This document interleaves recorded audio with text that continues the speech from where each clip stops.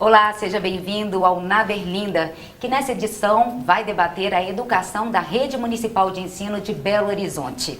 Conosco em estúdio a convidada, professora Sueli Baliza, que é secretária municipal de educação. Muito obrigada pela presença, professora. Sueli Maria Baliza é secretária municipal de educação da Prefeitura Municipal de Belo Horizonte. Mestre em Comunicação Social pela UFMG, linha de pesquisa Comunicação e Mídia, bacharelado em Publicidade e Propaganda, especialização em Jornalismo, foi presidente do IMEC, Instituto Mineiro de Educação e Cultura, reitora do Centro Universitário UniBH entre 2005 e 2011. É membro do Fórum Municipal de Assuntos Estratégicos de Belo Horizonte. No UniBH, foi diretora, coordenadora de curso, professora de graduação e de pós-graduação. Áreas de pesquisa, educação, ensino, comunicação, mídia e cultura. Foi presidente da Fundamig, Federação das Fundações de Direito Privado de Minas Gerais. E conosco também em estúdio a professora Nali Rosa Ferreira. Obrigada, professora. A professora Nali é doutora em Educação pela PUC de São Paulo, mestre em Educação pelo Cefet Minas, licenciada em Pedagogia pela UFMG. Sua especialização é em Metodologia do Ensino Superior e em Orientação e Supervisão Educacional. Professora do curso de Pedagogia do UniBH. Atualmente leciona a disciplina Políticas Educacionais. Pesquisadora do Grupo de Pesquisa em Educação do UniBH, Educomuni. Pesquisadora do Grupo em Interdisciplinaridade GEP em São Paulo. Membro do corpo editorial da revista Interdisciplinaridade da PUC São Paulo. Área de pesquisa Interdisciplinaridade, Autonomia, Currículo, Mediação e Formação Docente. Conosco em estúdio também, Carolina Duarte Santana Amaral, obrigada pela presença. Carolina é mestre em Letras pela UFMG, graduada em Letras pela PUC Minas, fez magistério no Instituto de Educação de Minas Gerais, é membro vitalício da Academia de Letras do Brasil, coautora da Gramática Português Total, é professora da graduação e da pós-graduação do UniBH, professora de cursos preparatórios para concurso público, é consultora em cursos de formação docente, áreas de pesquisa, linguagem, literatura, letramento e semiótica. Também recebemos em estúdio o professor Rodrigo Barbosa Lopes. Obrigada, professor. Rodrigo Lopes é doutor em História Social pela Universidade Federal de Uberlândia, mestre em História pela mesma universidade, onde também fez bacharelado com licenciatura em História. Coordenador do curso de História do UniBH e também coordenador do Instituto de Educação do Uni, professor da UNA e do Uni, áreas de pesquisa, História, Sociologia, Antropologia. E nós também temos a alegria de receber uma aluna do 8º período, que é a Sueli Macedo. Muito obrigada pela presença. Sueli está no 8º período de Pedagogia do UniBH. Estagiou no Colégio Santa Maria, Educação Infantil e Fundamental. Atualmente estagia no Laboratório de Pedagogia do UniBH. Bom, e hoje nós temos a alegria de receber no Na Berlinda a secretária municipal de Educação de Belo Horizonte, professora Sueli Baliza. Muito obrigada pela presença, professora. Eu peço que a senhora inicie nos apresentando um panorama da educação na capital mineira. Muito obrigada, Ana. Eu que agradeço o convite. Para mim é um prazer muito grande estar de volta aqui aos estúdios da TV Uni. Esse espaço aqui tem um lugar reservado no meu coração, né? Passei bons anos da minha vida aqui, então muito obrigada, fico muito feliz. Nossa, que agradeço. Quero, cumprimentar a todos os profissionais, dizer a todos que estão aqui hoje, professores, nossa aluna, que é um prazer muito grande. Espero conseguir responder aí as perguntas, as dúvidas, enfim, vamos para esse bate-papo, né? Bom, falar da Rede Municipal de Educação de Belo Horizonte é uma alegria muito grande, ao mesmo tempo é um grande desafio. É uma rede hoje composta por cerca de 190 mil alunos, um pouquinho mais, então uma rede realmente muito grande, né? Nós contemplamos 2 níveis de educação infantil e ensino fundamental. No ensino infantil nós temos cerca de 56 mil alunos que são somados por meio do trabalho entre a rede própria e a rede parceira. Essa rede parceira é composta por organizações do terceiro setor, então eles desenvolvem um trabalho extremamente importante, né, na educação infantil da nossa cidade. E o ensino fundamental nós dividimos em ciclos, né, temos 3 ciclos, e cerca de 120 mil alunos no ensino fundamental. De uma forma que se soma a esses 3 ciclos do ensino fundamental, vem também o ensino para jovens e adultos, a EJA, com cerca de 17 mil alunos. Hoje a EJA se divide em duas modalidades. Nós trabalhamos com a EJA juvenil, voltada para jovens entre 15 e 19 anos, e a EJA múltiplas idades, então para jovens acima de 19 anos, dentro de uma metodologia muito própria, muito trabalhada, muito responsável da Secretaria Municipal de Educação. Essa rede hoje agrega cerca de 15.500 professores e cerca de 10 mil funcionários, oficineiros, monitores, colaboradores que vão se somar a esse trabalho pedagógico que a rede desenvolve. Então, a rede municipal de Belo Horizonte, no geral, hoje tem um contingente de cerca de 28 mil pessoas que se somam a esse trabalho, né, exitoso que é feito. Nós temos um orgulho muito grande de tudo que é desenvolvido lá. São 190 mil alunos, mais de 190. Professora Anali, por favor. Professora, é um prazer muito grande estar aqui hoje, né, participando desse debate. Agradeço a TV Uni e a oportunidade da gente discutir e aprender mais, né? A gente sempre é a nossa proposta enquanto professores, né? A gente tem que aprender sempre. Professora, no ano passado, né, em junho do ano passado, foi aprovado o Plano Nacional de Educação. E uma das metas prioritárias, né, diz que até 2016, né, que é a meta 1, que o ensino, que há uma previsão, né, uma meta de se alcançar, universalizar até 2016 a educação infantil na pré-escola para as crianças de 4 a 5 anos de idade. E, posteriormente, ampliar a oferta de educação infantil em creches de forma a atender, no mínimo, 50% das crianças de até 3 anos até o final da vigência desse plano. Então, esse plano, né, até 2024.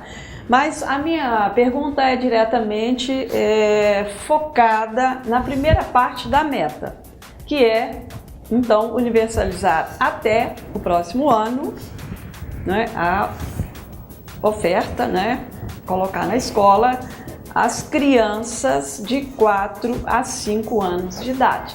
Eu gostaria de saber como é que a Prefeitura e a Secretaria está gerenciando essa proposta, que metas, que ações estão sendo implementadas para o alcance desta meta até 2016.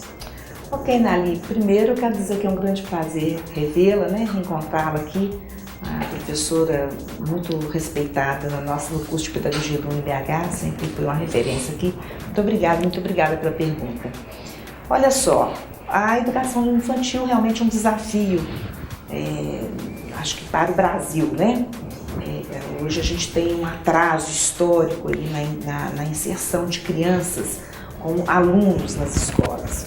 Então, realmente é um desafio muito grande a universalização da educação infantil, pensando nas idades de 0 a 5 anos. Mas Belo Horizonte acho que está muito bem preparado, está num caminho muito bom para isso.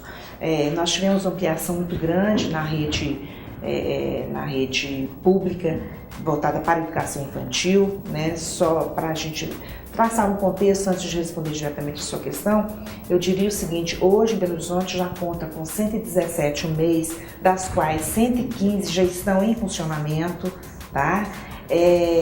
Eu disse na abertura do programa que hoje nós já temos cerca de 56 mil alunos matriculados na educação infantil, né? E esse número é um número que está em crescimento, porque até o final deste ano agora nós vamos implantar mais 9 UMEIs, já estão em construção, serão entregues ainda nesse ano de 2015. Até o final de 2016 nós estaremos com mais 130 construídas e mais 26 em projeto para serem, né, implantadas. Bom, Em relação ao atendimento à universalização, né, na idade de 4 e 5, ou seja, acima de 4 anos, na rede municipal de educação, é um trabalho que já está consolidado. Para nós, isso aí já não é mais um desafio, tá? A gente já ultrapassou esse desafio. Nós hoje temos já em cadastro, né, a entrada de mais cerca de 3.500, 4.000 crianças. A gente acredita que no sobrecadastro, em janeiro, apareça um pouco mais, mas a educação, a rede pública de Belo Horizonte, a rede municipal, tem total condição de absorver esse número de crianças nessa idade de 4 e 5 anos. Professora Carolina Santana, por favor. Professora Sueli, é um prazer. Eu acompanho o seu trabalho já tem um tempo bom, desde você, né, já de longo tempo, conheço muitas pessoas que a conhecem. Então é um prazer estar pessoalmente com a professora aqui. A gente sabe do cenário político e dentro desse cenário a prefeitura tem estado muito em evidência, a rede municipal de educação tem estado muito em evidência. Eu sei do bom relacionamento com a prefeitura e com o estado, mas quero cumprimentá-la porque acho que isso advém muito da sua gestão. Olhando o seu currículo, a gente consegue essa explicação. A formação em comunicação eu acho que evidencia. E esse trabalho evidenciado eu acho muito importante. Eu tenho certeza, nunca antes a prefeitura, a rede municipal de Belo Horizonte esteve tanto em evidência. E você também, isso é muito bom, né, para nós mineiros. Então a gente acompanha muitos programas e projetos, né? Tem lá a Escola Integrada, BH para Crianças, Família Escola, Escola Aberta, Projeto de Ação Pedagógica, Rede pela Paz, o monitoramento da aprendizagem e o Avalia BH. Esses são os principais programas implementados ou continuados na sua gestão, não é isso? Isso. Eu queria saber, assim, dentro da sua perspectiva, o que tem vislumbrado em relação à valorização docente e o processo de formação. Hoje, nós no Núcleo de Pedagogia, principalmente pensando em educação infantil e ensino fundamental até o 5º ano, a gente tem muito essa preocupação, né? Tanto em relação à chamada dos jovens para a carreira, quanto a motivação mesmo de adentrar num concurso, de fazer parte hoje, né, da rede da prefeitura, que eu sei que também quer acolher esses profissionais. Então, o que é feito? Tanto da valorização desse professor que está lá, quanto nesse projeto que é de formação e que é de continuidade, na verdade, ao que a universidade faz. Sim. Sim. Obrigada, Carolina. Carolina, eu também acompanho o seu trabalho, né? Parabéns. Obrigada. Você é tão jovem e já expoente aí para nós, né? Então, muito obrigada pelas suas palavras. Olha só, mas eu acho que a gente pode dizer que a formação na rede municipal é uma das palavras-chave, tá? E essa formação, ela não diz respeito tão somente à formação do professor, mas é a formação de todos aqueles que estão no trabalho da educação. Então, atualmente, por exemplo, nós estamos implantando, desenvolvendo um trabalho de formação para os gestores, os diretores, né? A gente acredita que o diretor é uma figura-chave dentro do processo, né, escolar. Então, nós estamos hoje com uma programação durante todo esse 2º semestre de encontros mensais, são 2 encontros mensais com cada diretor, dentro de uma política muito consolidada de formação em vários temas, várias áreas. São 9 temas que estão sendo trabalhados para que ele se sinta mais tranquilo, mais empenhado no trabalho diário que ele faz junto aos seus pares. Então, professor, do diretor. No caso do professor, só para você ter uma ideia, nesse ano de 2015, no primeiro semestre até o mês de junho, nós tivemos cerca de 34.000 participações de professores em formações diversas, tá? Isso equivaleria aí a 2 professores, né? Ou a cada professor participando de 2 formações, mais ou menos isso, tá? Formação equivalente a 800 horas. Só para a gente ter uma avaliação do que significa isso, né? O aluno tem 800 horas anuais, o ano letivo tem 800 horas anuais de trabalho.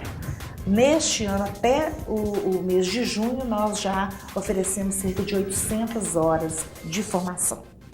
Então, essa formação também, ela se desdobra para os nossos monitores, os monitores da escola integrada, né? Todos aqueles que de uma certa forma participam desses programas que você mencionou, saúde na escola, escola integrada, escola nas férias, todos eles também participam de formação. A equipe do Família Escola é uma equipe que está constantemente em formação, né? Os fóruns que nós promovemos, os encontros, enfim. Então, esse é um trabalho realmente que a Secretaria leva muito a sério. Nós temos uma gerência que é uma gerência que cuida das questões pedagógicas, a formação pedagógica, né? E essa gerência está o tempo todo, então, envolvida e trabalhando. Para além disso, nós temos a participação, a figura do acompanhante pedagógico. Esse acompanhante, ele vai até as escolas, ele passa por uma formação semanal, né, um encontro semanal, e ele vai até as escolas e ele então multiplica, desdobra tudo aquilo que foi trabalhado internamente, né, dentro da secretaria para as escolas. E é nisso que a gente acredita, é um trabalho em rede, né? Nós estamos em rede. As escolas são núcleos com autonomia, mas não são núcleos isolados, né? A gente precisa conversar, a gente precisa realmente dialogar. Eu sempre acreditei nisso. A base do meu trabalho todo aí ao longo dos anos, né, por onde eu passei, foi um trabalho realmente de diálogo, de conversa, de escuta. Eu acho que a gente tem que escutar e multiplicar. Então, tudo que é bom a gente multiplica. É assim que está dando certo. Obrigada. Professor Rodrigo, por favor. Sueli, realmente, para mim é uma satisfação muito grande estar aqui hoje, podendo conversar com você, com a senhora. Recapitulando um pouquinho até o que foi dito para a professora Anali, para a professora Carolina, para a Anali, falou um pouquinho do futuro, para a Carolina é uma questão do presente. Eu, como professor de história, eu queria olhar isso numa condição de trajetória, né? E não desprendendo Belo Horizonte de uma situação que é uma trajetória social do país como um todo. Quando a gente olha o país nos últimos 15 anos, a gente percebe que houve uma mudança socioeconômica significativa e que impactou de uma maneira, eu gostaria que até que você falasse um pouco sobre isso também, nas avaliações, no IDEB e outras avaliações, como a Carolina citou, a prova BH. Como essa mudança agora, nos últimos anos, que a gente percebe que esse crescimento socioeconômico tem perdido velocidade, tem perdido aceleração, como continuar esses avanços no IDEB, esses avanços nos resultados, se o social, se o econômico não tem mais esse fôlego que tinha há 10 anos atrás? Como continuar as melhorias na educação sem as melhorias sociais da mesma velocidade? Ok, obrigada, Rodrigo. Rodrigo, também é um prazer, né, reencontrá-lo aqui. Parabéns pelo trabalho no IBH, na UNA. São duas escolas de grande referência e dizer do meu amor por elas também eu acho que é redundância. Rodrigo, olha só, acho que você toca num ponto muito importante, que é essa questão do caminhar, né? Quando a gente fala da educação no Brasil, a gente percebe que houve um avanço muito grande, com certeza, né? Quando a gente sai da escola nova e vem aí, né, por essa trajetória, por esse desenvolvimento, né, quando a gente sai daquele modelo francês de ensino, né, professor e aluno de uma forma tão dividida, né? Então a gente sabe que a gente vê que tudo realmente confluiu para um outro quadro. A sociedade mudou, né? Todo mundo mudou, nós mudamos. A escola também tem que mudar.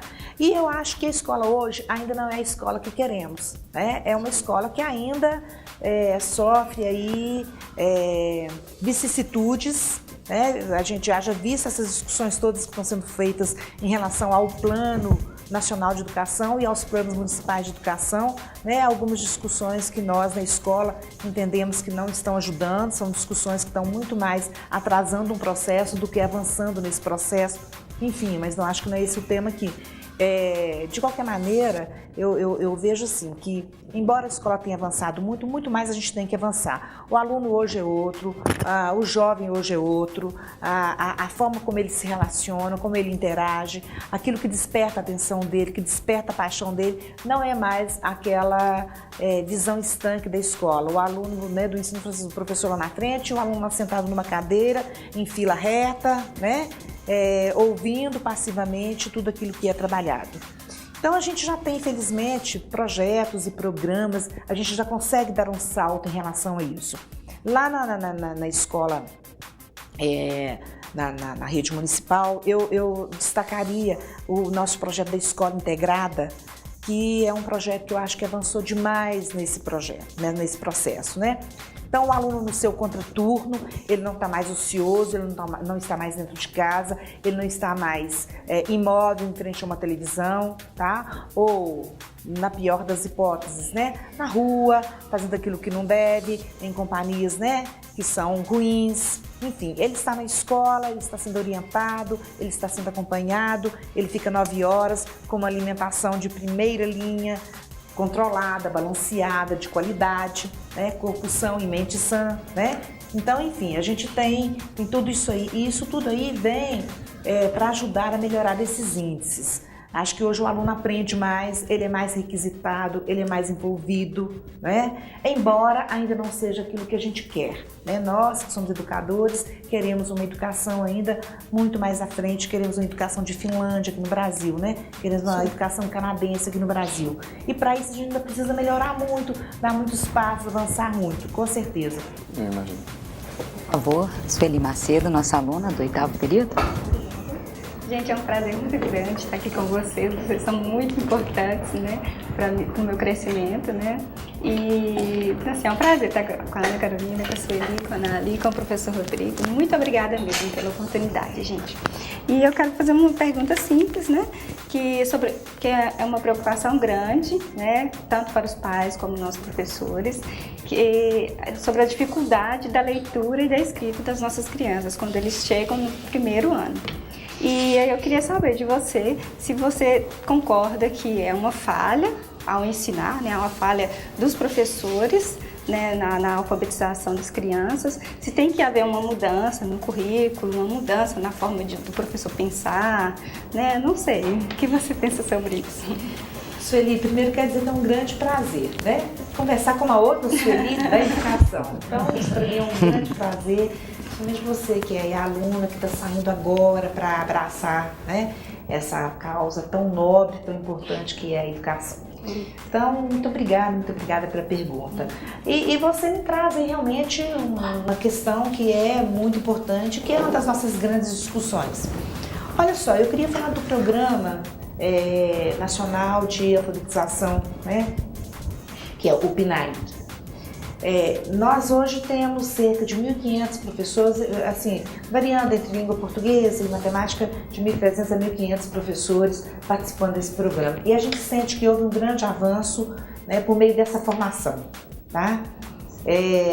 A gente vê a rede percebe isso, os professores comentam isso, a nossa gerência, né, de formação pedagógica comenta isso, então, enfim. De fato, um grande desafio. A avaliação ANA, né, Avaliação Nacional de Alfabetização, que é a avaliação feita aos 8 anos, nos mostra isso, nos mostra essa dificuldade em relação à leitura, em relação à escrita, em relação ao entendimento do texto, né, a compreensão textual daquilo que se lê, enfim, a gente percebe isso. Mas, mais uma vez, eu quero dizer desse resgate histórico. A gente tem muita coisa para caminhar, para melhorar, mas eu vejo que há um esforço grande, um esforço da escola como um todo, na busca de um melhor trabalho para esse tema especialmente, né? E eu não tenho dúvida de que os próximos anos serão melhores. A gente vê isso dentro da rede, a gente ouve isso dos professores, de que essa capacitação ela cada vez abre mais horizontes, mais caminhos, né? E no que diz respeito à nossa rede especialmente, a gente teve uma melhora agora, né, nos resultados da ANA. É uma melhora pequena, mas pequena numa rede que tem aí cerca de 40 mil crianças nessa faixa etária, é sempre tudo muito sensível, né? Porque a nossa escala é muito grande. Então, quando a gente fala de décimos, a gente está falando assim de milhares de crianças. E isso pra gente é muito importante. A gente até diz o seguinte: se uma criança melhorar o seu rendimento, se uma criança conseguir ler mais, escrever melhor, né, para nós já é uma conquista muito grande. Esse é o nosso trabalho, né? Nós temos que realmente arregaçar as mangas e trabalhar por isso. Obrigada. Ok. Você que está em casa, acompanha o Na Berlinda. Hoje recebe a secretária municipal de Educação de Belo Horizonte, a professora Sueli Baliza. A gente vai fazer um rápido intervalo e volta daqui a um minutinho.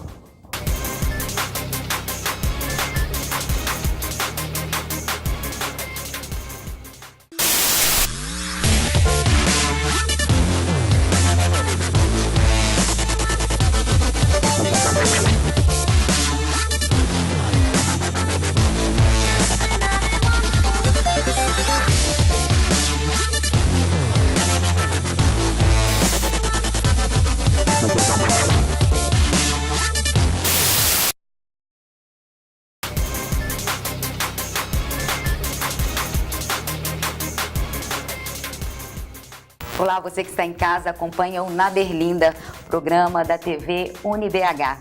Conosco hoje na Berlinda, a secretária de Educação de Belo Horizonte, professora Sueli Baliza.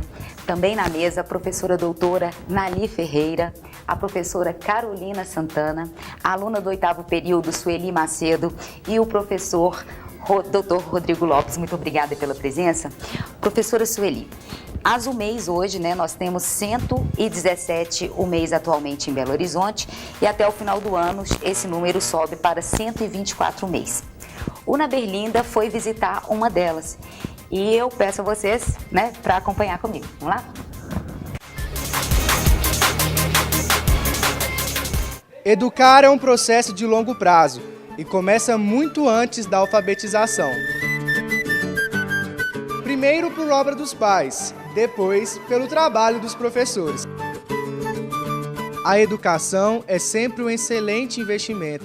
Para uma boa colheita na fase adulta, os estímulos recebidos durante a infância são indispensáveis. Esse contato com a criança na educação infantil é importante porque ela tem esse respeito pelo desenvolvimento dela, Ela aprende no seu tempo, cada um no seu tempo, sem essa ideia de que ela vai conseguir ou não. A partir do momento que ela tem esse contato diverso, ela vai adquirindo habilidades, diversas e vai desenvolvendo autonomia, responsabilidade, criatividade. Em Belo Horizonte, o primeiro contato das crianças com a educação acontece em locais como estes, as unidades de educação infantil. Criadas pela Lei 8.679, de 2003, dentro do programa Primeira Escola, as UMEIs vieram atender a uma necessidade da capital, que até então não contavam com escola infantil pública em horário integral. Hoje nós temos atendimento em média de 370 crianças,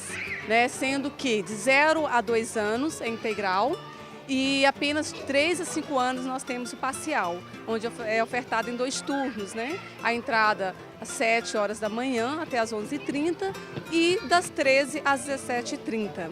Entre os atrativos dessas escolinhas estão os ambientes de recreação, aulas de linguagem digital, além de uniformes, lanche e material escolar, fornecidos integralmente pela rede pública de ensino. Ana Flor, você gosta de estar aqui na UMEI? Gosto muito. E você, Maria Eduarda? Muito mais. Vamos lá, Ana. Você gosta de fazer o que aqui? Eu gosto de brincar e de fazer atividade. E você, Ana? Também. Brincar e de fazer atividade. Aqui vocês aprendem várias coisas, Colorir, historinha e até cantar musiquinha. Tem alguma musiquinha que vocês gostam de cantar? Sim. Sim. Qual musiquinha? Lá no rio do Pocinho dos Cristais, eu vi como o peixinho faz. Arrumou uma namorada que limpa as escamas, sacode as bagatanas, as caras de quem ama e ainda mais. Sabe o que um peixinho faz? Nada, nada, nada. A UMEI, para mim, é uma referência de aprendizado infantil. Eu faço propaganda dessa escola, acho que é um projeto maravilhoso que deveria ser espalhado para outras cidades, outros estados também. Eu costumo dizer para onde eu vou, porque eu me sinto tão bem aqui. A sensação que eu tenho é de estar deixando meu filho na casa dos meus pais. Em 3 meses de UMEI, o meu garoto passou a identificar as letras do nome dele nas placas. Ele me cobra que eu dei uma alimentação saudável para ele. Ele me ensina a escovar os dentes, né? Eu acho uma coisa extremamente interessante. Olha, ela está com 5 anos agora, é o 2º ano dela aqui na UMEI. Para mim é totalmente confortável. Eu sei que ela está num ambiente seguro, aprendendo, socializando, e eu tenho total confiança com todas as pessoas daqui. Hoje, as UMEIs prestam atendimento a cerca de 53 mil crianças. Deste total, 70% das vagas são destinadas ao público vulnerável financeiramente, 20% para qualquer morador da cidade e 10% para quem mora ou trabalha nas imediações das UMEIs. A UMEI não interfere na seleção dos alunos. Acontecem as inscrições, as fichas são analisadas pelo NIR, que é o Núcleo Intersetorial Regional. As fichas são devolvidas e acontece o sorteio na presença da comunidade, conforme a portaria SMED 270/2015. São distribuídas todas as vagas e fica uma lista de pretendentes. À medida que essas vagas foram surgindo, a gente convoca as crianças que estão na lista de pretendentes. De acordo com o Plano Nacional de Educação, a capital mineira tem até 2016 para atender as demandas de crianças de até 6 anos.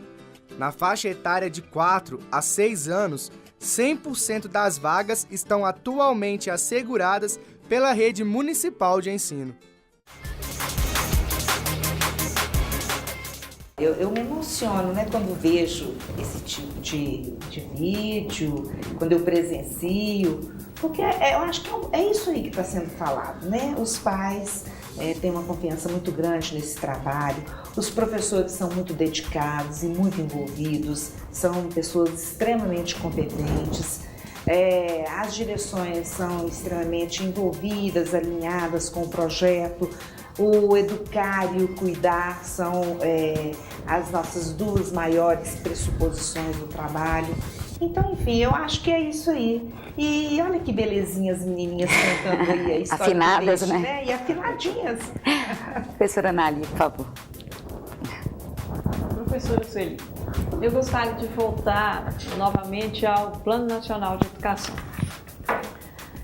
Uma outra meta prioritária diz respeito ao estabelecimento da Política Nacional de Formação de Professores, né, até 2016. Eu gostaria de saber qual é o panorama, né, assim, em dados, se você tem assim, uma referência do número de professores da rede municipal que já possuem a formação em em formação superior, né, em nível superior, e se existe aí algum projeto, alguma coisa já encaminhado para integrar essa política nacional de formação de professores em nível superior. Certo. Olha só, Nali, nós na educação temos 2 carreiras. Nós temos a carreira do professor de ensino fundamental e temos a carreira do professor para a educação infantil. Então são carreiras distintas, que têm pressupostos distintos, né, cuja entrada também passa por definições distintas, tá? Exigências distintas, né? Então, eu vou te falar da carreira do ensino fundamental. Você citou o IDEB, então eu vou iniciar com essa fala.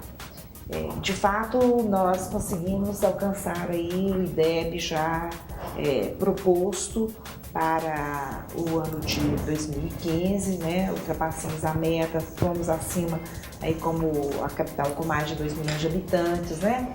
Então, o nosso IDEB para as séries iniciais foi de 5,7 e para as séries finais foi de 4,5.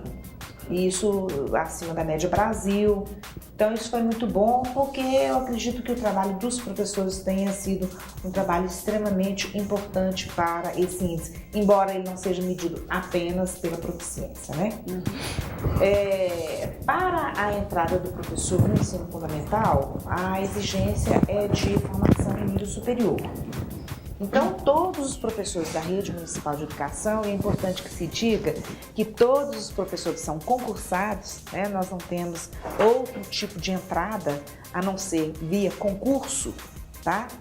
Todos os professores do ensino fundamental são professores que já têm um ensino superior, né, à licenciatura, aí em grande medida já encerrada. Cerca de 70% dos nossos professores já têm pós-graduação. Então, nós temos uma parceria com muitas instituições de ensino superior que formam os nossos professores aí na pós-graduação, né? O FMG, Universidade Federal de Juiz de Fora, PUC Minas, UniBH, enfim, nós temos aí uma grande rede de parceiros aí para essa formação, né? Isso em se tratando de um programa específico da própria secretaria, tá? E temos também parceria com instituições de ensino para a formação em nível de pós-graduação em estrito sensu, tá? Inclusive nós estamos agora com uma turma em Juiz de Fora, no CAET em Juiz de Fora, finalizando um projeto de mestrado. Já é a nossa terceira ou quarta turma que cursa esse projeto junto ao CAED de Juiz de Fora. Então, a formação dos professores para nós, como meta no plano, já é uma formação dada. Agora, evidentemente que isso é um processo contínuo, né? É formação continuada. Ninguém pode achar que fez um curso e que por isso já chegou onde precisava. Não, nós, na área da educação, acho que todas as áreas profissionais necessitam de um aperfeiçoamento constante. Nós, então, que trabalhamos especialmente com a formação de outras pessoas, precisamos, então, muito mais disso. E é isso que a gente faz, então, um trabalho de formação contínua. No caso da educação infantil, também, embora não seja a exigência para início de carreira, para a entrada na carreira, né, que a exigência, de acordo com a própria LDB, é o ensino médio, aí a formação, né, no magistério, a gente tem também um percentual, um contingente muito grande de professores já com a graduação. Então, de modo que isso nos deixa muito felizes. A gente vê que o professor da Rede Municipal de Educação não se contenta com pouco, ele quer sempre cada vez mais. Trigo. Sueli, eu queria aproveitar o vídeo e acho que temos uma oportunidade de falar algo bastante positivo da educação. Talvez não só da educação infantil de Belo Horizonte, a gente percebe, tive a oportunidade de conhecer trabalhos também voltados para a educação infantil em outras cidades, e a gente tem percebido que isso tornou-se, de uma maneira muito positiva, uma preocupação de um número significativo de prefeituras, né? Belo Horizonte está à frente, né, entre as maiores capitais do Brasil, mas isso em outras cidades, de médio porte, no interior, a gente percebe que o trabalho também tem sido de uma maneira muito qualitativa. E eu gostaria de trazer uma reflexão para você poder desenvolver junto com a gente o quanto isso é importante até para a construção de um país mais democrático. A gente viu no vídeo a presença ali de diferentes personagens sociais, e a gente conversando aqui também antes, o quanto isso tem sido plural dentro dessas escolas. Como você considera isso? A importância da gente ter na educação infantil diferentes pessoas de diferentes situações sociais no mesmo lugar. Só uma nota de rodapé na minha fala, eu vi uma entrevista, acho que foi de um jogador de futebol que jogou muito tempo na Europa, e pediram para ele diferenciar. Ele falou uma coisa que eu achei muito interessante. O dono do meu time, o filho do dono do meu time, estuda na mesma escola que o meu filho estuda e que o filho do faxineiro estuda. Isso é democracia. A gente não ter esse tipo de diferença, a gente dar oportunidade às pessoas de uma maneira mais igual. Não dá para falar em meritocracia se a gente não faz a mesma oferta nas mesmas condições. Então eu queria que você falasse um pouco da importância disso. Olha, isso é muito bacana, né? Isso que você fala é muito bacana. E aí eu queria voltar um pouquinho na minha trajetória profissional, quando eu trabalhei no UniBH durante aí, né, muitos anos da minha vida. Aqui no UniBH, nós tínhamos também essa profusão, né, de atores sociais, tá? Porque como a escola era uma escola filantrópica, então a quantidade de bolsas de estudo que essa escola tinha era muito grande. E, portanto, nós tínhamos, de fato, né, a presença de pessoas que podiam pagar, né, uma excelente escola, como ela era e é, e pessoas que precisavam de alguma ajuda financeira para que pudesse estudar. Então, isso vem nesse perfil. E aí, nesse sentido, a escola pública é esse lugar por excelência, né? A escola pública é esse lugar por excelência. E hoje, a gente observa isso de uma forma muito mais acentuada. Houve um momento em que a classe média fugiu um pouco da escola pública. Hoje, eu acho que com esse trabalho, com essa qualidade que a gente vem fazendo, cada vez mais, e aí eu vou me ater aqui à questão das UMEIs, né? Cada vez mais a gente observa que a busca por uma vaga, ela é cada vez mais crescente aí no que se refere à classe média, até mesmo classe alta. Pessoas da classe alta querem também vaga nas UMEIs, né? Então, a gente saber que a criança, independentemente da sua origem social, tá?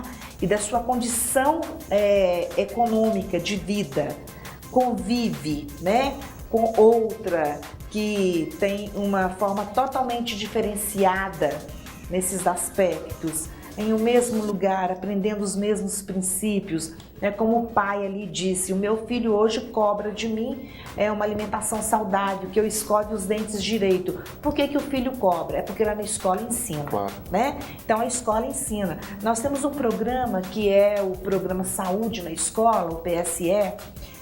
Só no ano passado nós atendemos a mais de 100 mil crianças, que faz todo o acompanhamento da saúde dessas crianças, vacinação, o trabalho auditivo, visual, acuidade visual, auditiva. Nós distribuímos quase 2.000 óculos neste ano, agora de 2015, né? Porque às vezes você vê a criança com dificuldades e não sabe exatamente o que está acontecendo. Na verdade, ela não está enxergando direito. Uma pequena correção ali é suficiente para que ela se sinta inserida, né?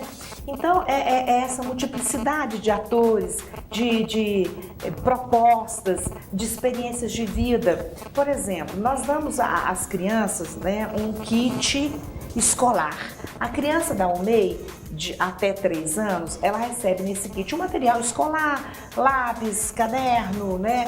O giz, nós trocamos inclusive um giz de cera fininho por um giz grosso de cera, porque pedagogicamente ele é muito mais indicado, né? Então ela recebe todo esse material e junto com esse material ela ganha um livrinho e um brinquedo pedagógico que ela leva para casa. Para muitas crianças, aquele brinquedo pedagógico é o único brinquedo que ela tem. Ela não tem outro brinquedo, tá? Enquanto outros coleguinhas têm, né, um armário de brinquedos. Então, quer dizer, a criança saber trocar, saber experimentar, experienciar, né, essas situações de vida, isso é muito importante, porque ninguém vive numa redoma, né, Rodrigo? Ninguém vive sozinho. Não adianta eu querer criar o meu filho com todos os cuidados, achando que ele não vai conviver com pessoas diferentes dessa origem social dele. Ele vai ter que conviver. E a escola, eu acho que é o lugar por excelência para que isso aconteça. Só complementando, assim, eu acho que para mim isso é tão importante que a gente percebe hoje, os jovens que chegaram, que tiveram essa infância e adolescência dentro dessa redoma, hoje eles chegam para nós aqui no ensino superior com uma dificuldade de relacionamento muito grande e sobretudo com a dificuldade da alteridade e da cidadania. Se nós possibilitarmos na educação desde a infância, da zero idade ali, a possibilidade dele lidar com o outro numa condição social, cultural diferente, é um caminho para a gente construir um país mais democrático e com mais cidadania, sem dúvida. Com certeza, você toca num ponto aí que eu acho muito interessante. Eu estou sempre falando disso, da questão da alteridade, né? Eu me reconheço no outro, né? Sim. Então, quer dizer, na medida em que eu te vejo, eu também penso sobre mim. Então, eu acho que é isso. A criança, ela passa a perceber exatamente isso, né? Ela se vê e ela pode ter essa comparação. O que eu fiz que não foi bacana? Né? A professora falou uma coisa muito certa. Não, nós não estamos com métricas de tempo e aprendizagem, né? Cada um tem o seu tempo, tem a sua forma. E a gente respeita isso. E isso aqui é muito bacana, né? Professora, eu queria aproveitar a fala do Rodrigo. Em Belo Horizonte são mais de 190 mil estudantes, né? Distribuídos em 280 escolas. escolas, 173 são voltados para o ensino fundamental. Eu gostaria de aproveitar o modelo MEI e perguntar à senhora o que desse modelo pode ser levado, né, e deve ainda ser implementado, ou que a gente pode, né, sonhar que seja levado para esse ensino fundamental que ainda não tenha sido feito. Olha, Ana, eu acho que o trabalho que se faz na educação infantil, como a primeira etapa, né, da formação da criança, da educação da criança, e que pensa a criança como sujeito, né, como sujeito ativo, um sujeito de práticas, porque a criança, ela é isso, ela é um sujeito que define, que determina, que pensa, que escolhe, e a gente respeita isso.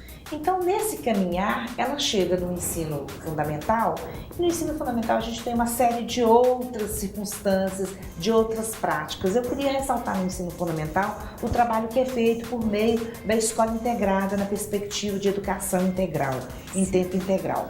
A escola integrada hoje em Belo Horizonte, e aí eu falo, inclusive, numa abordagem com a professora Nali, que está discutindo aí a questão do plano, né, do Plano Nacional e Municipal de Educação. Hoje nós já ultrapassamos a meta que é proposta no plano do MEC, né? Porque nós hoje já temos a escola integrada em todas as escolas e já atingimos a mais de 60% dos nossos alunos na escola integrada. Então, tempo integral. Então, isso é muito bacana. O investimento que se faz da prefeitura nesse projeto é um investimento muito alto, muito alto. Por quê? Essas crianças têm alimentação na escola, né? Minimamente 3 refeições, até 5 refeições dia, mas minimamente 3 refeições. Essas crianças têm um acompanhamento em uma série de projetos, de atividades que passam pela música, pela dança, pelo esporte, pelo lazer, pela cultura, pelas artes, né? Então, é um trabalho realmente fantástico.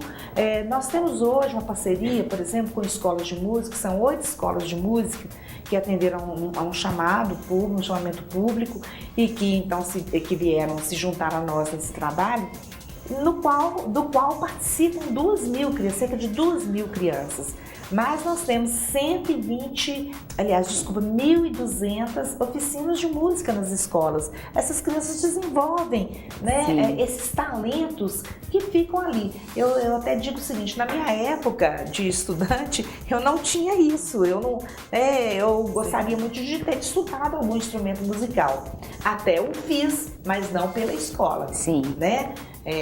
Com a minha família se responsabilizando por isso, embora fosse num conservatório estadual de música, mas não pela escola.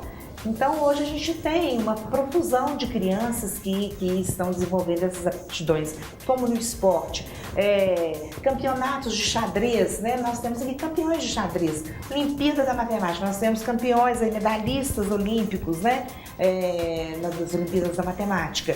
Enfim, tudo isso que a escola pode oferecer para a criança no contraturno, porque, na verdade, é uma junção, aquilo que se oferece em termos das ciências formais e aquilo que a gente pode oferecer para além dessas ciências formais, inclusive abrindo a escola, né, para outras situações. A criança, ela não fica retida nos muros da escola, ela sai, ela passeia, ela visita museus, ela vai a espetáculos, né, musicais, a peças teatrais, né? Nós temos uma parceria com o Inhotim, por exemplo. Nessa parceria nós levamos cerca de 35.000 alunos para visitarem Inhotim aí ao longo do ano, numa programação que é maravilhosa, né? O Circuito Praça da Liberdade, os museus, os meninos vão. Um dia desse eu escutei de um pai que falou comigo assim: ô professor, eu nunca tinha ouvido falar, né, numa determinada situação que estava em um museu.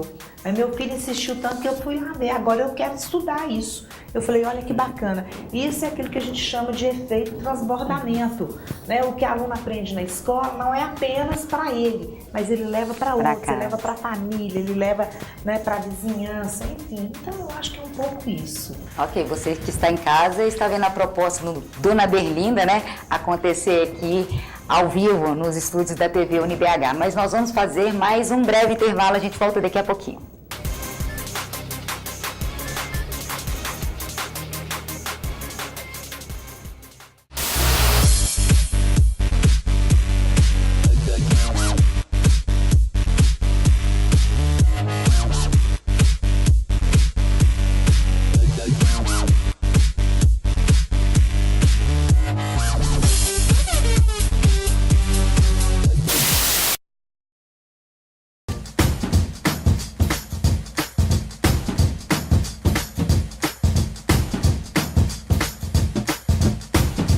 Hoje a gente está aqui por uma data muito especial, que é o aniversário do UniBH TV, o aniversário de 17 anos.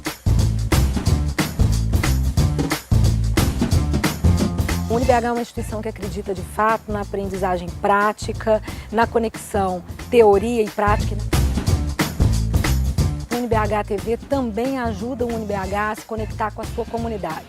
Então a gente de fato coloca a nossa cara para o mundo e é o UniBH TV que nos ajuda a fazer isso. E é claro que o UniBH TV teve uma grande contribuição nessa formação destes profissionais e a gente espera que continue tendo por muito tempo dos profissionais do futuro.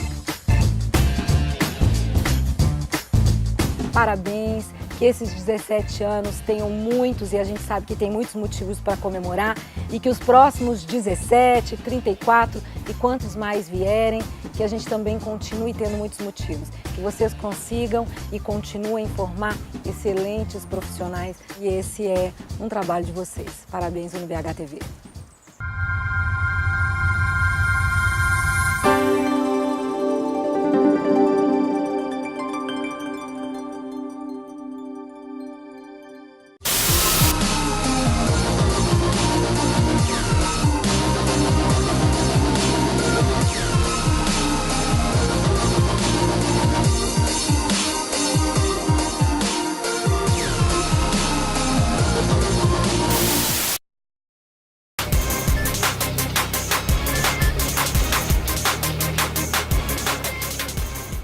Olá, estamos de volta e hoje na Berlinda a secretária municipal de Educação de Belo Horizonte, professora Sueli Maria Baliza Dias.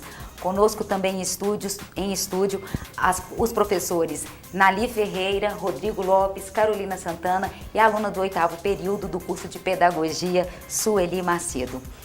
Nós voltamos esse bloco, professora, trazendo um aluno para fazer uma pergunta para a secretária municipal de Educação. Vamos lá?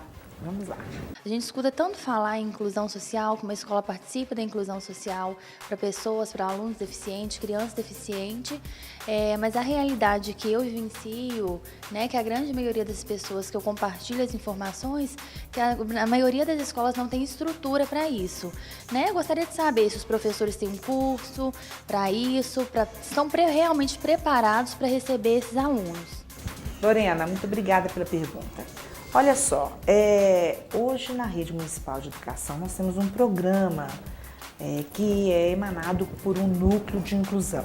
Então esse trabalho é feito com muita responsabilidade, né, e inclusive com a pressuposição de que o aluno que apresente alguma deficiência comprovada tem sua vaga garantida compulsoriamente. Ele não tem que concorrer. Ele, a partir do momento em que realmente qualquer deficiência é comprovada, então ele já se matricula, ele já passa a fazer parte. A escola tem que aceitar. A escola tem que aceitar, tá?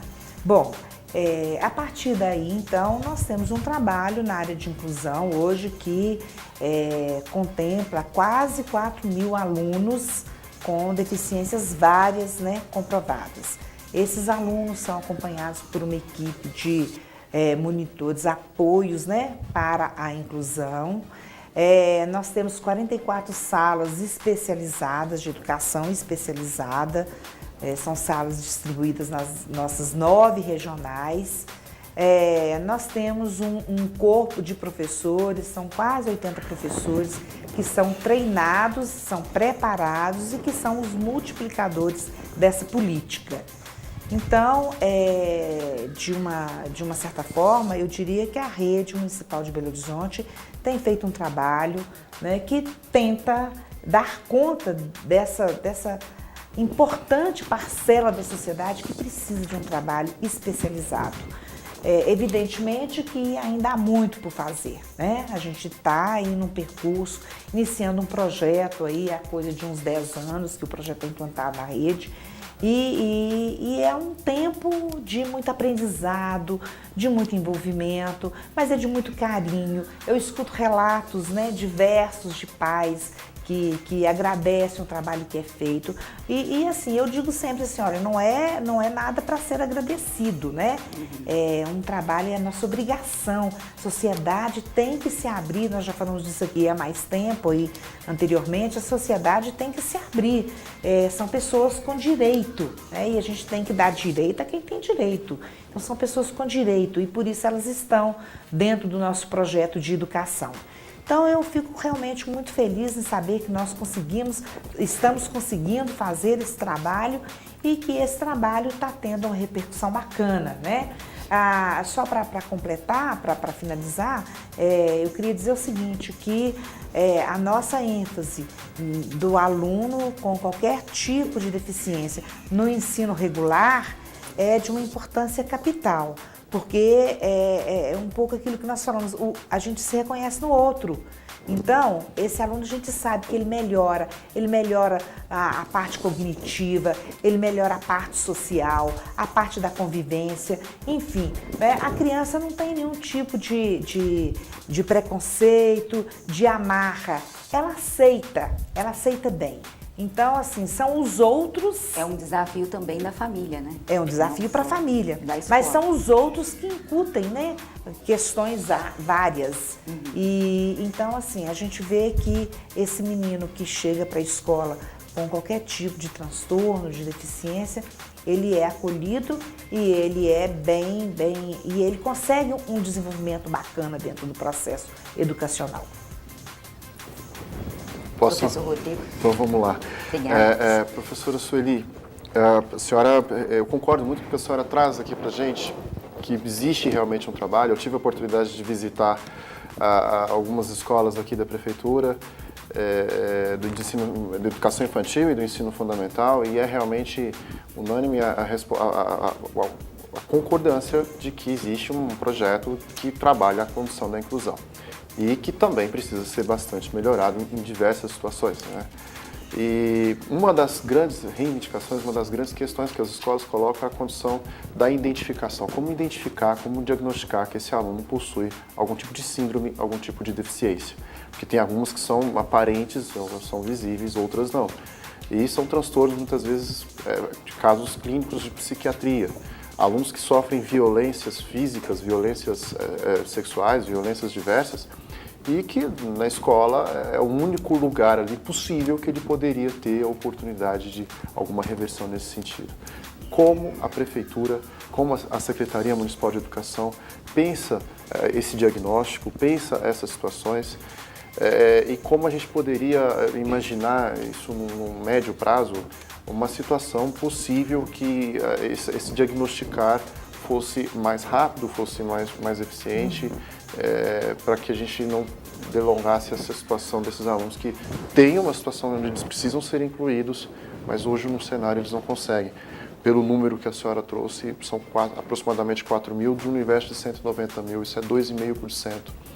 A gente sabe que o número pode ser muito maior. Como a gente pode realmente alcançar esse número? Eu disse que nós temos aí cerca de 80 professores que são professores com uma formação mais voltada para o trabalho de inclusão aí nos seus diversos aspectos, né? Então, e temos as salas de acompanhamento especializado, exatamente para que ali seja um locus mais adequado, mais voltado para esse tipo de trabalho. Agora, com certeza, isso é um grande desafio da escola. Carolina? Eu costumo dizer que a educação é apaixonante porque a gente consegue ver o país inteiro refletido em qualquer conversa de educação.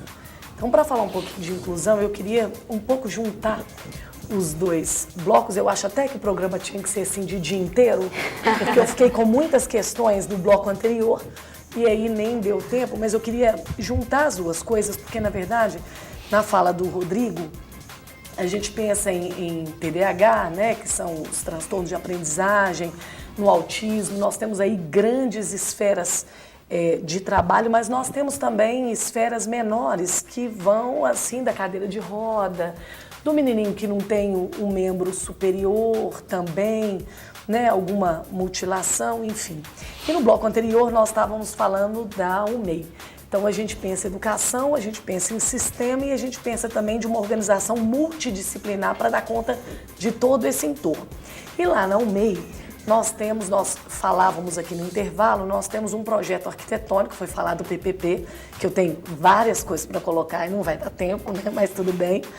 Mas quando a gente pensa na UMEI, nós temos um projeto arquitetônico feito para a inclusão.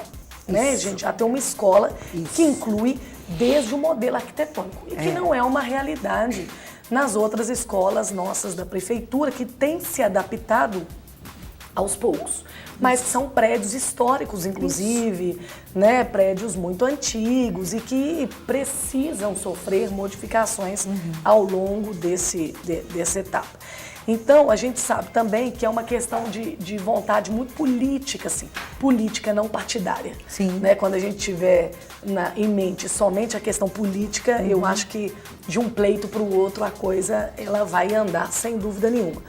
Agora, professora Sueli, quando nós pensamos de inclusão, nós sabemos então que desde o espaço físico até o acolhimento das professoras, a senhora respondeu para o Rodrigo essa questão da formação. Quando a gente fala de educação também, quando que essa formação acaba? Nunca mais na vida. Porque nós já estamos quase aposentando, né? Aí virão outros. Então essa educação, essa formação, ela é contínua e ela é eterna, praticamente. Sim. Então, quando a gente pensa nessa inclusão, nós precisamos também pensar nessa questão física e na própria aceitação da família. É preciso incluir a família dentro da escola, para que ela perceba esse benefício da inclusão, né? Da inclusão como um benefício. Então, como a prefeitura está, né, eu sei que ela está antenada, sabemos que tem muito para avançar, porque fica sempre assim, nós estamos no caminho certo e meu sonho era esse, o meu sonho era começar. No inicinho do programa, você fez uma menção à educação de primeiro mundo. Se nós quisermos que nós tenhamos uma educação de Finlândia, é preciso começar pela educação infantil, por onde tem sido começado. Eu sempre preguei isso, a gente precisa começar dos pequenininhos, a China fez isso e demorou aí 20 anos, mas foi um resultado tão acertado que ela está lá no topo do ranking hoje, né? E nós, em Belo Horizonte, já começamos isso, mas Belo Horizonte é pouquíssimo em termos de Brasil, né? Nós precisamos pegar o modelo de Minas, conseguir abertura política o suficiente para poder colocar em todos os estados a partir da educação infantil. Então, acho que Belo Horizonte está nesse processo. Mas pegando a educação infantil, a partir do processo de inclusão, porque nós temos menininhos aí que estão saindo do 9º ano, do 8º, do 9º ano, com esses percalços, né, que não foram atingidos, mas pensando para o futuro, o que a prefeitura está fazendo? Para nos dar condição em termos de prédio, em termos de uma formação, não só desses multiplicadores, mas dos outros nessa detecção, em colocação de profissionais de psicopedagogia, o que nós estamos avançando concretamente nisso. E uma outra parte, só para poder não ficar desejosa, assim, se a abertura, a senhora no bloco anterior terminou dizendo que muitos secretários, a senhora tem atendido muitos secretários.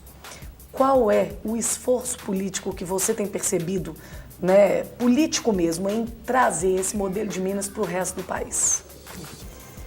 Carolina, mas você falou tanta coisa bacana aí que ela... Quem mandou não me deixar falar no bloco anterior? Eu vou propor que sejam, assim, muitos programas. O dia inteiro eu acho que a gente não tem muita agenda para isso, mas, né, que sejam muitos programas. Fica a proposta aqui, viu, Ana? Ótimo. Olha só. Agradecemos. Eu acho que você tocou em pontos assim tão bacanas, tão importantes. Porque é verdade, né? O acolhimento, tá? Ele é um acolhimento em todos os sentidos. E o primeiro acolhimento é o físico. Você falou do novo projeto das UMEIs, né? Essa nova tipologia realmente vem trazer um acolhimento, assim, absoluto. É uma coisa muito bacana. Um conforto, né? Conforto. Os prédios têm elevadores para as crianças, ou no mínimo rampas elevatórias, né? você tem a parte de sol, né, o solário, para que elas, né, sejam acolhidas ali da melhor maneira possível, o o que elas refeitório, merecem né? mesmo, É exatamente o que elas merecem. Então isso nos dá um orgulho tremendo, absoluto. Mas nós temos, como você bem disse, nós temos prédios que completaram aí 50 anos, 60 anos, né? Então nós temos um levantamento, uma estatística que aponta que cerca de 50% dos nossos prédios têm mais ou menos 25 anos já, né, de construção. E algumas escolas que a gente está precisando, inclusive, fazer reformas imensas, exatamente porque a gente precisa trocar toda a parte de fiação, que ainda é aquela fiação antiga, né? A parte de hidráulica, que é toda ainda aquele galvanizado, né? Então, ter rampas e substituir escadas, e são espaços que às vezes a gente não consegue fazer isso, porque a rampa necessita de um espaço físico muito maior, alguns né? com tombamento histórico, então, inclusive. A parte toda aí dos bombeiros que nos exigem, então, né, todo um cuidado aí para uma brigada de incêndio. Enfim, os desafios são muitos, isso tudo está no campo da Secretaria de Educação, que envolve outros parceiros, né? A SUDECAP é uma grande parceira nossa, exatamente para essa reforma dos prédios, para que a gente possa adequar os prédios da melhor maneira possível. Então, a inclusão passa por isso também. E a gente tem ciência disso. Só que a gente tem limites, a gente não consegue fazer tudo a um tempo só, né? Então, a gente tem que criar prioridades. Isso é como na vida da gente. Você tem sua casa e precisa fazer reformas, você tem que traçar prioridades, né? Porque o nosso limite orçamentário, ele é claro. E não, se fosse, né? 50% também não daria. Né? Não daria. Então, assim, isso aí é uma coisa clara. Qualquer pessoa que está no campo da gestão aí sabe muito bem do que eu estou falando, né? A gente tem que definir o que é que eu preciso fazer primeiro e o que é mais importante. Então, isso está sendo feito. Não é uma coisa fácil, mas está sendo feito. Bom, então isso é uma questão, né? A outra questão que você coloca aí, que é essa questão mesmo da formação, da preparação desses profissionais, né? Eu já falei um pouco sobre isso. É claro que a gente precisa ter um corpo muito maior de profissionais. Embora eu possa te dizer que a Rede Municipal de Educação de Belo Horizonte tem uma diversidade profissional muito grande, tá? De atuação dos professores que são concursados para áreas específicas.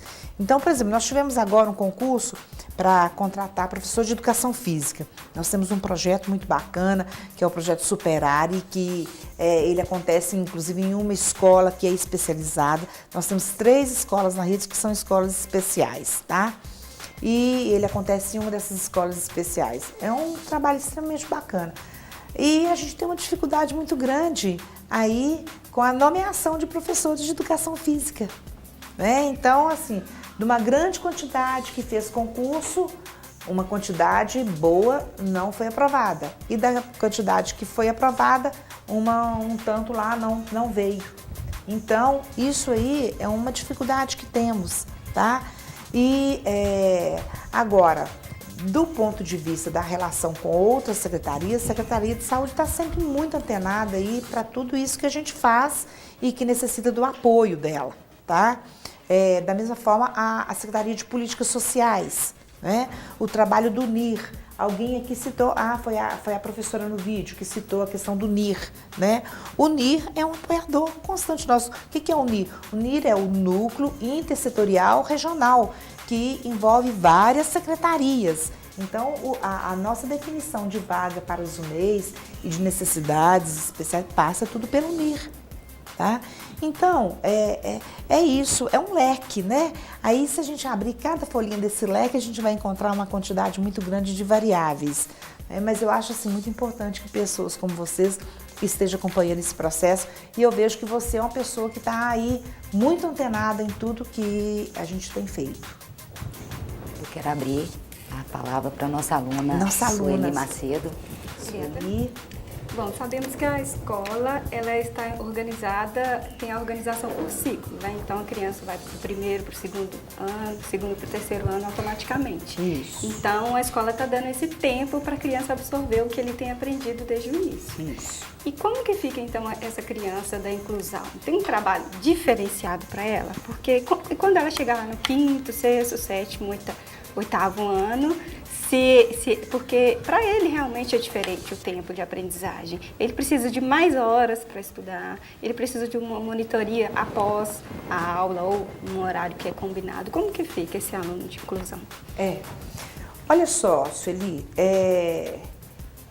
eu acho que quando a gente fala de tempo, né, o tempo para aprendizagem, o tempo para aprendizagem ele é diferente para cada um. Não é só para a criança digamos assim, da inclusão, aquela criança que tem comprovadamente algum transtorno, né? A Carolina falou aqui hoje do autismo. O autismo hoje é tratado como um transtorno, né, dos espectro do autismo, exatamente por isso, porque são tantas questões, né? Uma coisinha pequenininha pode demonstrar que aquele menino ali tem uma diferença de um outro, e enfim, né?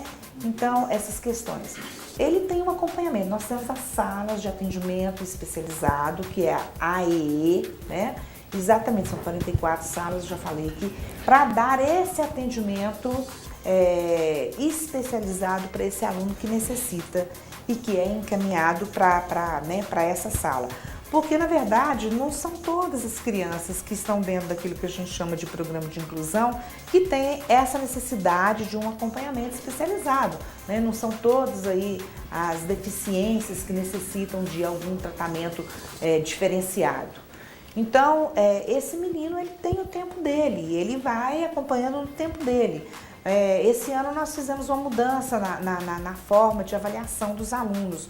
Até então nós tínhamos um boletim que avaliava com conceito, hoje nós estamos avaliando com nota. Tá? Então, por que isso está acontecendo? Porque os alunos, às vezes, tinham uma grande dificuldade ao serem transferidos de uma rede para outra, ao sair da rede municipal, com o conceito A, B, C, D. Então, hoje a gente tem nota, um padrão mais definido. Isso aí foi uma solicitação que nos chegou e que o núcleo pedagógico avaliou e sugeriu que assim fosse. Então, o aluno que está na inclusão, ele passa por esse processo da necessidade do tempo, do momento, né, no respeito àquilo que ele precisa, a todas as interferências que ele sofre na vida dele cotidiana, né? Ao apoio da família, quer dizer, ele tem o tempo dele marcado e ele vai dentro do seu tempo, tá? A gente não apressa esse menino para que ele saia da escola, né? Ele vai no tempo que ele necessita e que ele requer. Porque tem pessoas ainda que também pensam que é preconceito ter esse tempo maior para ele estudar. E é muito estranho isso, porque realmente muitos alunos precisam, de inclusão também precisa, mas ainda há preconceito por esse tempo ser estendido para eles.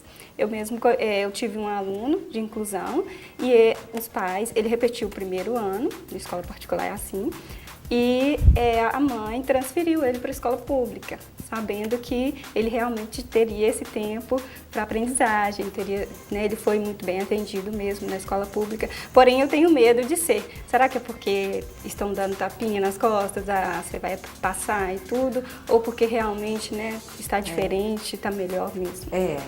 Não, é assim, eu né, quero crer, tá? Que não é a questão, não é essa a nossa política do tapinha nas costas, né? Mas é pelo respeito mesmo ao momento de vida daquela criança. Não, e aí até, desculpa, mas deixar claro também, que eu acho que é muito importante, é claro que há falas, e essas falas são preconceituosas. Então nós, como formadores, nós não podemos deixar o senso comum entrar onde a fala é pedagógica, né? Então, o senso comum ele existe porque não existe a ciência ali dentro. Então, o respeito ao caminho, ao percurso é o que garante a aprendizagem. Hoje o nosso foco na formação não é no ensino, é na aprendizagem.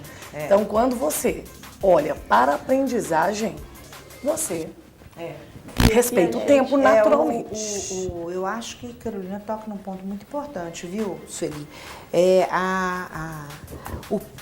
Que são duas questões, curso e percurso, né? Então, a avaliação do percurso desse aluno, dessa trajetória dele,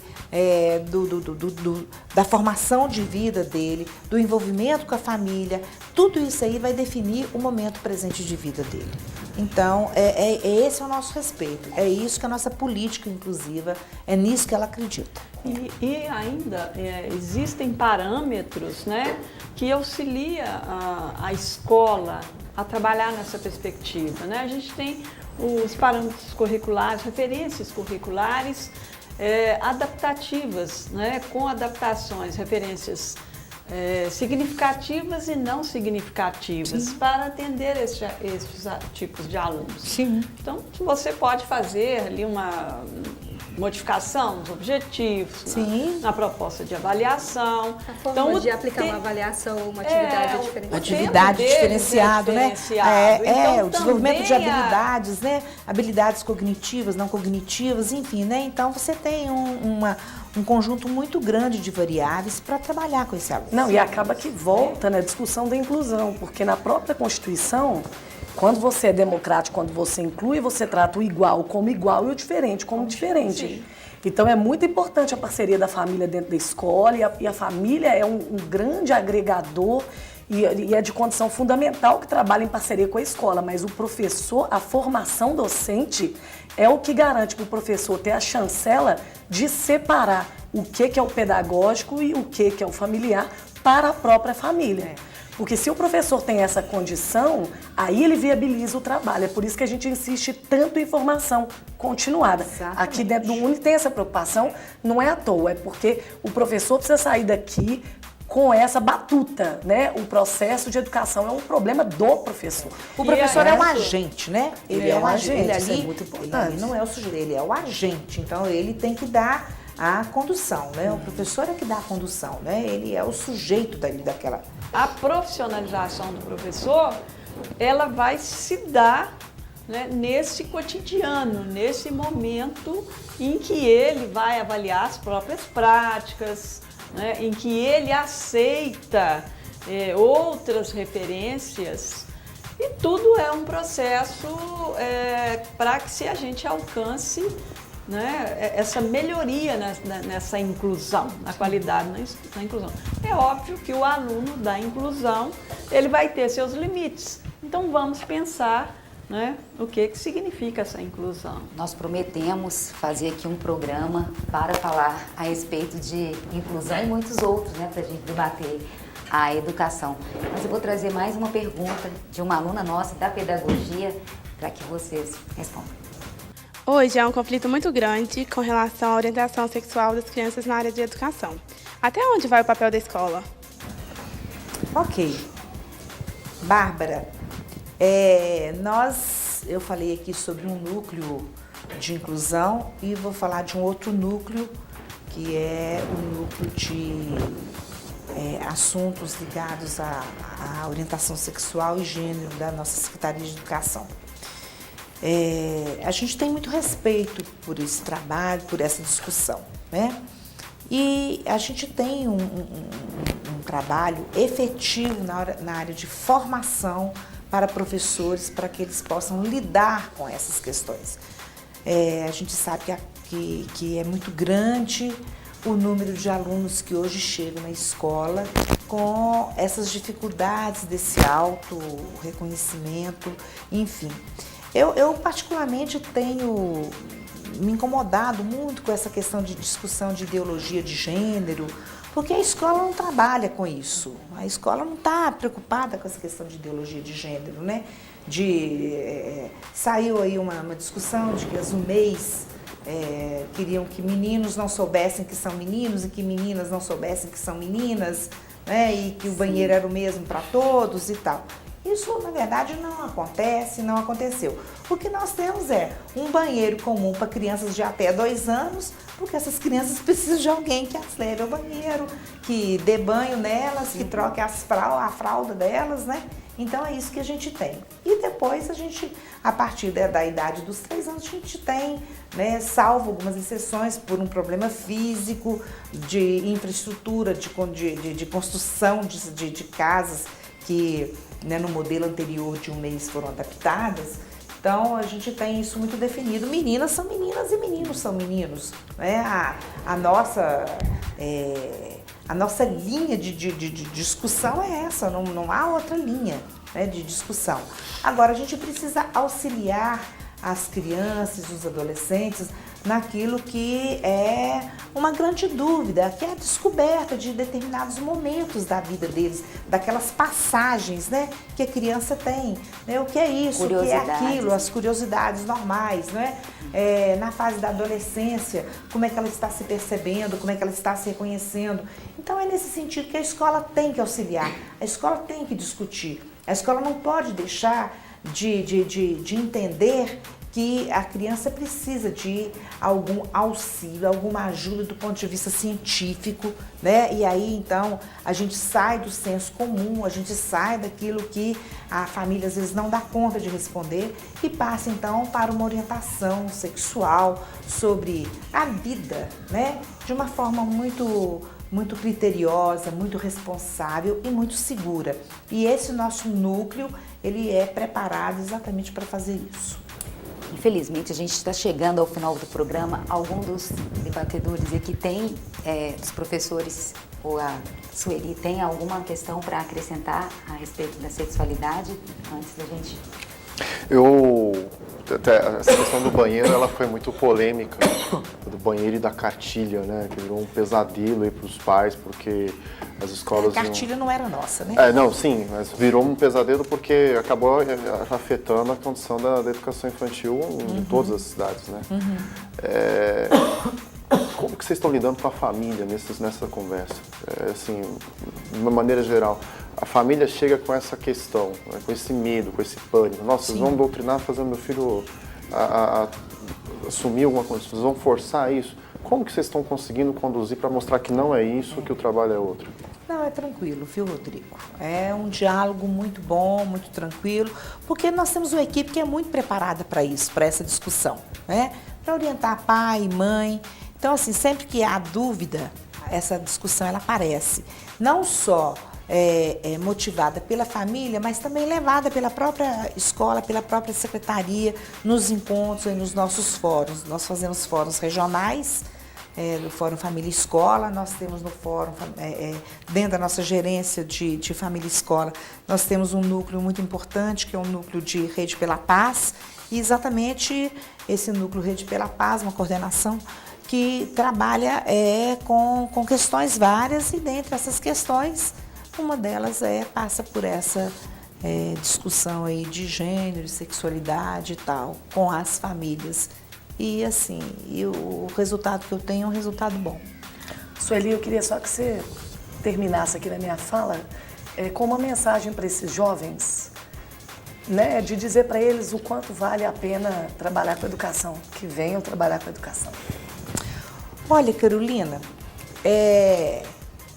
com todos que eu converso, que fazem parte da rede municipal, me dizem assim: eu estou aqui porque eu amo, tá? Eu acho que você só deve fazer uma coisa quando realmente você, ao acordar todos os dias, você conseguir dizer assim: oba, estou indo fazer uma coisa que eu gosto. Porque desde que você, ao se levantar, né, sinta que aquilo é pesado, não está valendo a pena. Então, a educação, ela passa um pouco pela missão. A gente gosta, a gente faz, a gente acredita, né? Eu não encontrei, acho que na minha vida toda, eu nunca encontrei um professor que fale: puxa vida, eu estou fazendo isso porque eu estou sendo obrigado. Não, o professor, ele gosta, ele ama, né? E por isso ele está ali. Então, o que eu posso dizer para esses jovens se eles acreditam na educação, se eles gostam disso, venham se juntar a nós, né? A gente saber que a gente está mudando a vida das pessoas para uma coisa boa, para um caminho bom e do bem, eu acho que é tudo que vale a pena. Bom, Ana Berlinda vai se aproximando do final. Antes de fecharmos esse primeiro programa, eu quero agradecer na ordem a professora Nali Ferreira. Quer deixar uma última mensagem, professora, por favor? E muito obrigada pela presença aqui conosco. Sim, endossando as palavras aí da professora Sueli, né? Muito importante gostar, amar do que se faz, mas acho ainda mais importante é que a pessoa descubra, né? Se descubra amando, porque ele veja, né? Se identifique nesse processo, porque muitas vezes o aluno, o nosso aluno, ele não se reconhece num curso, né, de formação de professores. Ele entra muitas vezes porque achou mais fácil, alguém recomendou. Aí depois, com o tempo, ele vai se encantando. Então, que ele se deixe, né, reconhecer, se reconhecer ali naquela formação. Dê abertura para ele mesmo. Muito obrigada, professora, mais uma vez. Professora Carolina Santana, muito obrigada. Quer deixar uma última palavra? Não, só dizer que o UNE quer transformar o país pela educação, então que a Secretaria pode contar conosco no que a gente puder ajudar. Obrigada. Já são grandes parceiros. A aluna Sueli Macedo, muito obrigada pela presença. Por favor. Muito obrigada, né, pela oportunidade, foi muito bom estar aqui com vocês. E só assim, falar mesmo para quem está assistindo, para os nossos colegas alunos, para os nossos professores, que realmente quem está na pedagogia é porque ama mesmo. É porque, igual eu tenho um exemplo da minha irmã, quando eu trabalhava em escola, falava assim, você está estressada, pode ir para a escola, pode dar aula para os seus meninos. Então, assim, realmente tem que ser por amor mesmo, não é pelo salário, não é por dinheiro, é por amar mesmo e acreditar na transformação mesmo, né, da nossa sociedade através da educação. Obrigada, Professor gente. Rodrigo Lopes, muito obrigada. Sueli, professor Rodrigo Lopes. O salário é importante. Mas o salário vai melhorar, né, Rodrigo? Vai. A rentabilidade é importante também. Queria agradecer muito, professora Sueli. Para mim foi um privilégio estar aqui hoje. Com essas mulheres maravilhosas, muito menino da mesa, mas a gente percebe que a educação está sempre em boas mãos. E como uma última mensagem é dizer isso, que o país precisa muito dos profissionais da educação. Não só Belo Horizonte, o país como um todo. E temos que agir junto, temos que pensar junto, em conjunto, para poder fazer a transformação que o país precisa. Muito bem. Professora Sueli Baliza, muito nos honrou com a presença. Eu acho que foi realmente um programa de muito aprendizado, como sempre. Foi em sala de aula. Uma última mensagem ou uma referência, por favor, professora. Olha só, Ana, eu não gostaria de encerrar aqui dizendo apenas que para vir para a escola, para ser professor, a gente precisa amar. Com certeza essa é uma questão fundamental. Mas eu não quero deixar apenas esse lado romântico da questão, porque é uma profissão realmente que enfrenta grandes desafios, né? É uma profissão que precisa ser reconhecida na sua importância, pela revolução social que ela consegue fazer. Então, eu acho que é muito importante que nós tenhamos realmente essa consciência profissional de quem somos, de onde estamos, do trabalho que fazemos e que fazemos com muito amor, né? Sem sombra de dúvida. Então, eu quero deixar aqui, como uma palavra final, assim, um grande abraço para os professores da Rede Municipal de Educação de Belo Horizonte, com os parabéns pelo trabalho que fazem, né? E com o nosso apoio constante, o nosso apoio permanente. Para o UniBH eu deixo também um abraço grande, muito obrigada a você, fico muito feliz ao revê-la e é isso aí, muito obrigada pela oportunidade, obrigada a vocês que participaram aqui comigo hoje, né, e que me possibilitaram a entender e a refletir sobre tantas coisas importantes. Muito obrigada. Foi uma honra para todos nós. E você que está em casa, nós finalizamos mais um Na Berlinda, mas se você pegou o programa pela metade, se você quer acompanhar na íntegra o que foi debatido aqui, entre em nossas redes sociais. Nós estamos no Facebook, no YouTube, no Instagram, no Snapchat, #UniBH e UniBHTV para as outras redes. Nós ficamos por aqui, agradecemos a presença. Até o próximo programa. Obrigada a todos, né?